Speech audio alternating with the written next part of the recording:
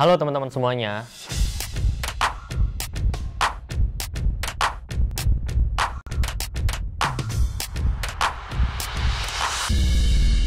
Perkenalkan, saya Henry Vincent, founder dan CEO dari BShare, sebuah platform securities crowdfunding yang sudah mendapatkan izin dari Otoritas Jasa Keuangan. Sejauh ini kami sudah berinvestasi kepada lebih dari 60 pelaku bisnis UKM di seluruh Indonesia sebesar hampir 60 miliar bersama dengan 80.000 investor dari Sabang sampai Merauke. Bisnis-bisnis yang sudah kami investasikan sudah berhasil menghasilkan omset hampir 60 miliar dan menghasilkan dividen sebesar 5,5 miliar kepada para investor kami dari seluruh Indonesia. Nah, sistem securities crowdfunding ini merupakan sistem urun dana melalui penawaran efek berbasis teknologi informasi yang dari teman-teman pelaku bisnis bisa melakukan sharing kepemilikan efek, baik itu saham, obligasi, ataupun sukuk.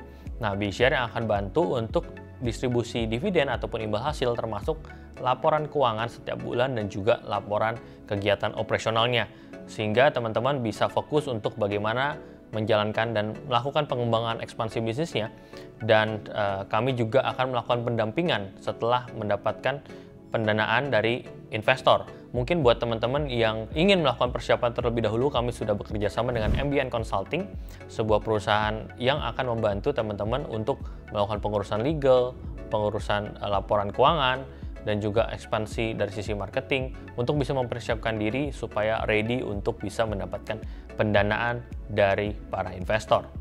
Nah, pada kesempatan kali ini kita akan mulai membahas terkait jenis-jenis instrumen apa yang cocok untuk teman-teman gunakan ketika ingin mendapatkan pendanaan dari para investor.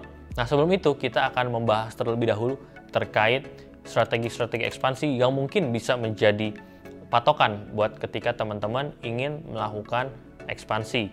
Nah, saya membagi jenis strategi ini menjadi 3 jenis. Yang pertama adalah horizontal expansion, di mana teman-teman ini melakukan ekspansi secara horizontal, baik dari sisi produk ataupun jasa yang teman-teman sudah punya saat ini di market. Misalnya teman-teman menambah produk baru, memperluas jangkauan pasar, yang tujuannya adalah meningkatkan volume ataupun jangkauan daripada bisnisnya teman-teman sendiri.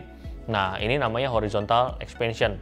Nah, biasanya ketika kita melakukan ini, kita ingin menambah secara geografis. Kita tadinya cuma lokal di Jawa, misalkan mau ekspansi ke daerah lain, misalkan di Sumatera, ataupun di Kalimantan, ataupun seluruh Indonesia. Bahkan kalau udah yang seluruh Indonesia, kita bisa lakukan horizontal expansion geografis ke regional, misalkan ke Asia Tenggara, kemudian ke global juga nantinya. Nah, ini juga bisa menjadi strategi geografis. Ataupun teman-teman ingin menambah target market baru yang tadinya adalah anak muda, kemudian teman-teman ingin melakukan horizontal expansion ke arah demografis yang berbeda, misalkan dengan orang tua ataupun pekerja dan lain sebagainya.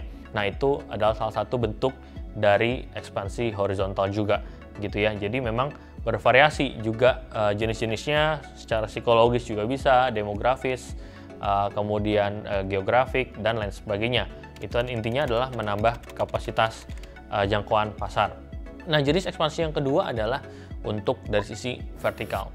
Vertikal ini adalah teman-teman fokus ke vertikal yang sudah teman-teman punya. Kita hanya ingin menambah omset, menambah revenue gitu ya, dengan menambah jumlah, baik dari sisi peningkatan harga ataupun volume penjualan dari existing produk ataupun jasa. Kadang-kadang ada yang bilang fokus ke bisnis utama kita. Nah, ini kadang-kadang ada namanya Pareto, yaitu seluruh bisnis dari teman-teman pasti ada dari 20% bisnis yang menciptakan 80% revenue dari perusahaan teman-teman. Nah, itu adalah titik di mana kita harus fokus. Nah, ketika teman-teman sudah ketahui produk atau jasa tersebut yang memang menghasil revenue terbesar, walaupun hanya jumlahnya 20%, kita bisa fokus ke vertikal itu yang kita fokuskan.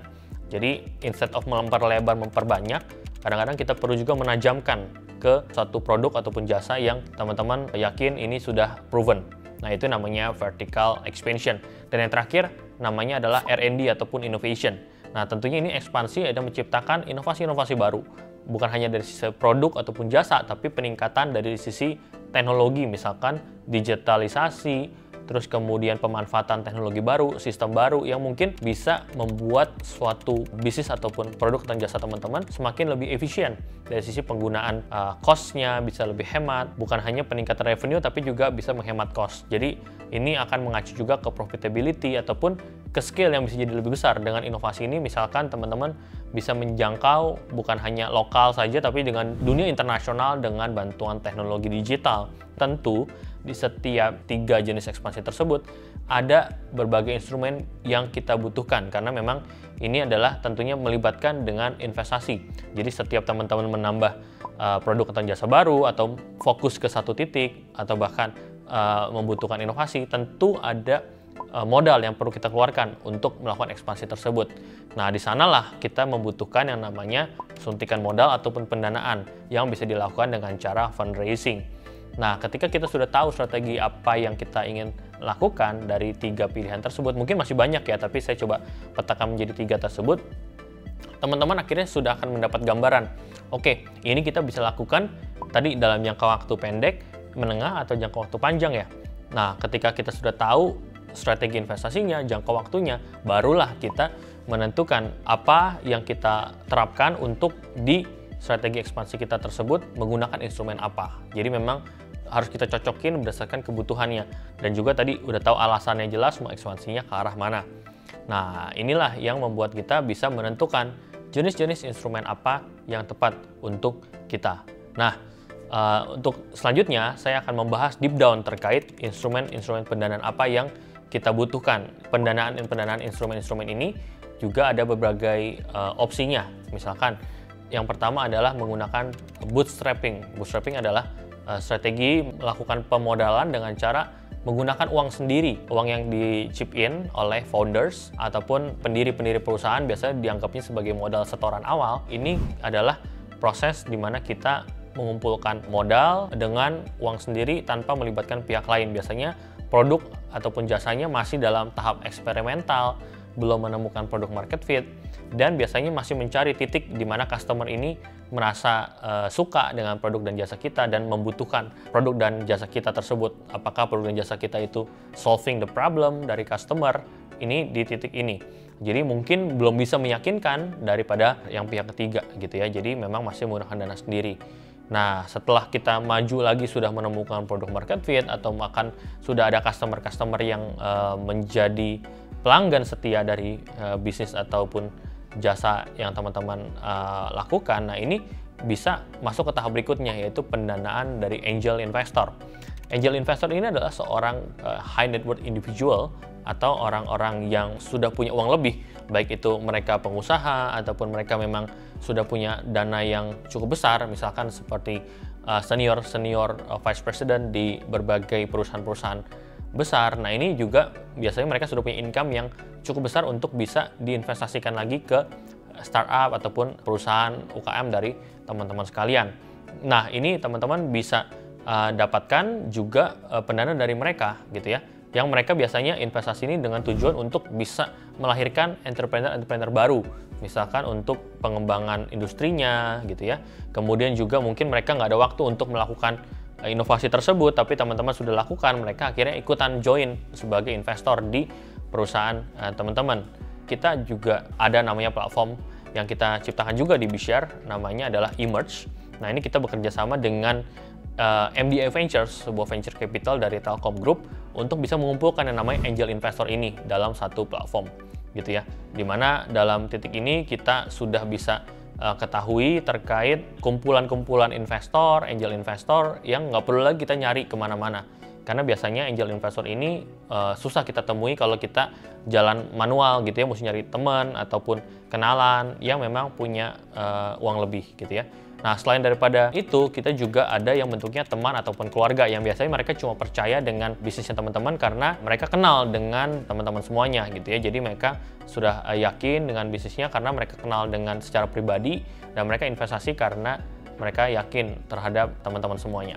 Nah, ini biasanya angel investor ingin invest berdasarkan potensi pertumbuhan dari bisnis teman-teman. Biasanya mereka invest dari sisi equity, tapi bisa juga teman-teman angel investor yang mungkin mereka cuma kasih pinjam aja karena kenal ya, bisa jadi kenalan gitu ya, pinjemin uang untuk modal, itu bisa jadi dianggap angel investor juga. Nah, yang kedua kita akan bahas tentang institutional investor. Nah, bedanya apa? Karena kalau angel investor tadi lebih ke teman, keluarga, kemudian orang-orang terdekat kita, ataupun mungkin orang-orang individu yang sudah punya uang lebih banyak untuk berinvestasi. Kalau institusi ini lebih profesional, mereka akan melihat due diligence dari sisi legal, secara finansial seperti apa. Nah, itu mereka akan cek gitu ya secara lebih mendalam dibandingkan kita hanya dengan angel investor.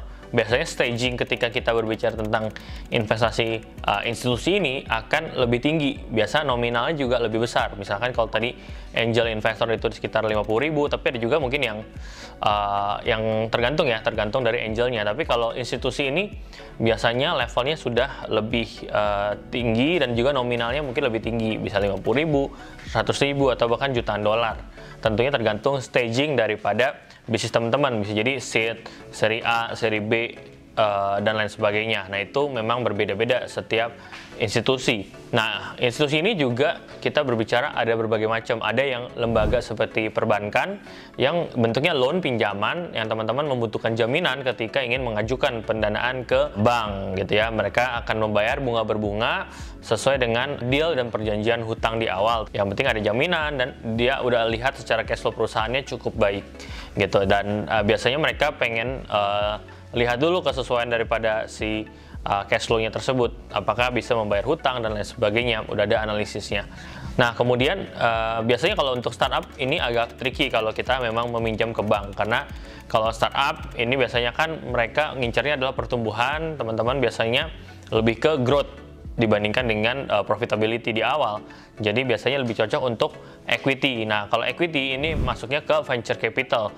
Nah, venture capital ini apa sih gitu ya? Venture capital ini adalah sebuah perusahaan, institusi yang mereka sudah punya limited partner, orang-orang yang berinvestasi kepada si venture capital itu dalam bentuk fund yang akan dikelola oleh venture capital, di mana tugas atau mandatnya adalah untuk berinvestasi ke berbagai bisnis startup yang sudah disesuaikan kriterianya. Misalkan tertarik untuk smart city, misalkan tertarik untuk yang F&B atau untuk yang fintech.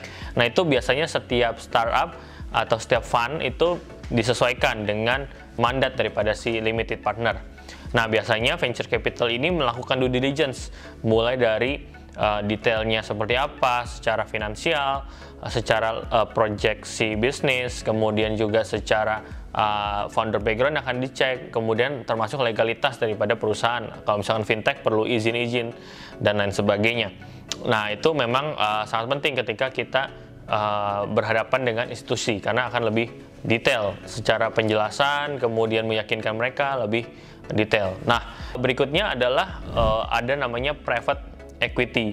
Nah, private equity ini agak berbeda dengan venture capital karena biasanya mereka berinvestasi setelah bisnisnya ini profitable, karena mereka melihat profitability daripada perusahaan. Misal kalau venture capital mereka investnya di angka sekitar persentasenya lebih kecil, mungkin 20%, 10%, 15%, atau 30%. Tapi kalau yang private equity mungkin lebih dominan, mereka lebih pengen untuk incas langsung dan harapannya adalah profitability-nya bisa didapatkan oleh si perusahaan. Jadi biasanya levelnya udah lebih mature, biasanya udah yang pre-IPO segala macam, private equity akan masuk. Atau memang jenis bisnisnya yang bentuknya bukan yang burning money, tapi lebih ke yang profit creation gitu. Nah, itu yang kita biasanya udah petakan nih, oke, ini tipe yang venture capital, ini tipe private equity. Dan kemudian kita akan berbicara tentang corporate gitu ya, bahwa corporate ini juga investor juga, kadang-kadang mereka bikin venture arm sendiri. Biasanya mereka bikin venture capital yang mereka tugaskan untuk berinvestasi. Biasanya mereka kalau corporate ini bisa jadi mereka investasi atas nama company sendiri atau investasi atas nama si venture capitalnya untuk dijadikan proses investasi. Nah, kendaraannya istilahnya gitu. Jadi kalau kita bicara tentang corporate ini, biasanya mereka punya tesis untuk harus invest yang bisa relate atau bisa mendukung lini bisnis yang sudah ada di dalam perusahaan korporasinya. Oke, saya mau invest yang bisa mempercepat distribusi barang saya, atau misalkan yang bisa untuk meningkatkan kualitas dari produknya atau jasanya. Nah, itu biasanya mereka invest ke yang ada hubungannya dengan perusahaan induknya gitu ya. Nah, itu biasa corporate. Jadi teman-teman ketika berhadapan dengan mereka sudah tahu nih kira-kira angle-nya kemana. Kemudian yang terakhir adalah si IPO gitu ya. Jadi teman-teman misalkan sudah diinvestasi dari level yang seperti venture capital, private equity, corporate, nanti itu bisa masuk ke IPO juga. Biasanya ini di Bursa Efek kita bisa mengajukan pendanaan untuk sharing equity ataupun terbitin obligasi dengan masyarakat melalui Bursa Efek. Biasanya nominalnya ini cukup besar, biasanya di atas 10 miliar bahkan 50 miliar untuk minimum fundraise-nya. Jadi memang lebih tinggi gitu ya, dan memang ada beberapa level tingkatan dari papan akselerasi, pengembangan sampai di papan utama gitu ya. Jadi itu biasanya stages juga, dan biasanya dijadikan satu patokan buat investor, biasanya jadi exit strategi juga ketika kita berbicara tentang Bursa Efek. Bisa jadi di Indonesia, bisa juga di luar negeri gitu ya, tergantung dari apa kebutuhan dan preferensi daripada masing-masing stakeholders. Nah, itu dari sisi institutional investor. Nah, kalau kita berbicara tentang pendanaan, ada juga sumber pendanaan yang lain, yaitu berupa fintech. Fintech ini ada yang namanya peer-to-peer lending, ada juga securities crowdfunding.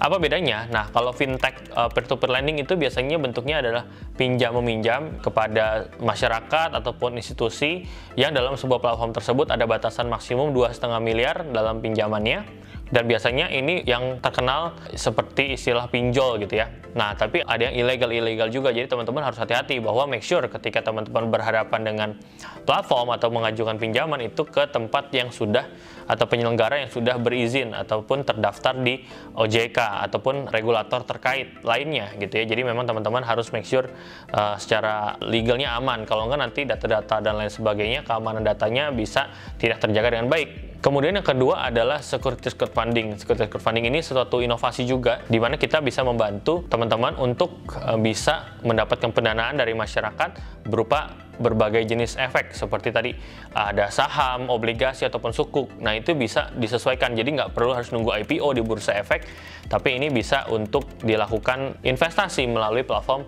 securities crowdfunding. Jadi teman-teman bisa mengajukan pendanaan, bisa langsung cek di aplikasi penyelenggara. Silahkan nanti teman-teman cek juga di BShare, monggo. Nanti kita akan ada tim analis yang akan mempersiapkan untuk prospektusnya dan lain sebagainya bersama dengan teman-teman untuk akhirnya bisa untuk mendapatkan pendanaan dari masyarakat. Nanti ada semacam public expose juga mirip dengan IPO gitu ya. Ini bisa menjadi opsi buat teman-teman untuk mendapatkan pendanaan, terutama di era digital sekarang. Jadi nggak ada lagi halangan harus pakai yang konvensional aja gitu ya. Sekarang udah ada yang teknologi base seperti itu. Nah, selain daripada dari sisi pendanaan dapat duit, juga teman-teman juga bisa dapat exposure karena akan terpublish secara publik.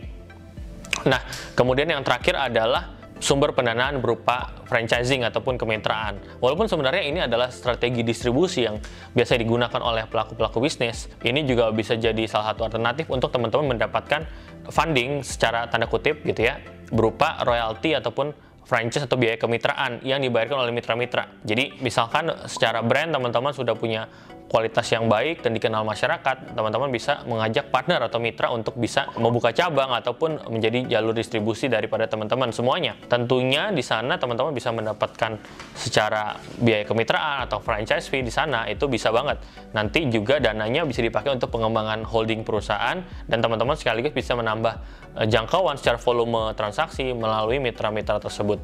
Nah, itu berbagai contoh funding source gitu ya, sumber-sumber pendanaan yang teman-teman bisa explore sebagai salah satu alternatif teman-teman untuk bisa mendapatkan pendanaan. Nah, terakhir kita akan berbicara untuk aplikasinya nih teman-teman. Misalkan industri smart city contohnya. Smart city ini tentunya sebuah inovasi yang sangat baik di masyarakat, di mana kita bisa menciptakan efisiensi dan efektivitas dari kegiatan yang ada di masyarakat. Tapi di balik sebuah inovasi tersebut tentunya perlu ada yang namanya modal yang dikeluarkan. Misalkan di awal inovasi tersebut belum bisa menghasilkan revenue yang secara langsung bisa didapatkan, mungkin perlu ada pengembangan development produk, dan tentunya juga perlu untuk uji coba dulu, akhirnya baru ada market yang tertarik, dan akhirnya baru mereka membayar. Nah, itu kan perlu modal untuk dilakukan. Nah, ketika kita berbicara tentang modal inovasi tersebut, di sanalah memang pentingnya kita berpartner dengan investor Dan tentunya mengingat video-video sebelumnya bahwa ketika kita berbicara tentang inovasi, sebaiknya jangan ambil langsung di loan gitu ya. Kalau loan, ini biasanya kita udah tahu nih kepastian kita mau dibayarnya kapan. Misalkan kecuali bisnis teman-teman adalah B2G ya, udah tahu nih pemerintah misalnya akan bayar kapan, pakai APBN, APBD mungkin aman, jadi bisa diterbitin bond atau sukuk yang bentuknya utang gitu ya. Tapi kalau teman-teman lebih ke masih product development, masih mencoba untuk mencari sebuah terobosan gitu ya, itu sebaiknya bisa bentuknya equity. Silahkan mau dieksplor ke angel investor, venture capital, ataupun private equity, atau bahkan di fintech tadi ya, seperti securities crowdfunding. Nah, kira-kira itu sih gambarnya teman-teman. Nah, semoga apa yang saya bisa sampaikan ini bisa membantu teman-teman memberikan insight terkait bagaimana tips-tips untuk mendapatkan pendanaan, dan teman-teman bisa memilih jenis-jenis pendanaan yang sesuai dengan bisnis dari teman-teman semuanya. Oke, itu aja teman-teman. Nanti kalau teman-teman mungkin mau bekerja sama dengan BShare juga silahkan bisa cek di aplikasinya kita di BShare, dan juga di website kita di bshare.id. Dan juga teman-teman mau misalkan mau tanya-tanya lebih lanjut, bisa japri di Instagram saya di hendrits_vincent, ataupun Instagram BShare di @bshare.id. Sekian dan see you in the next time.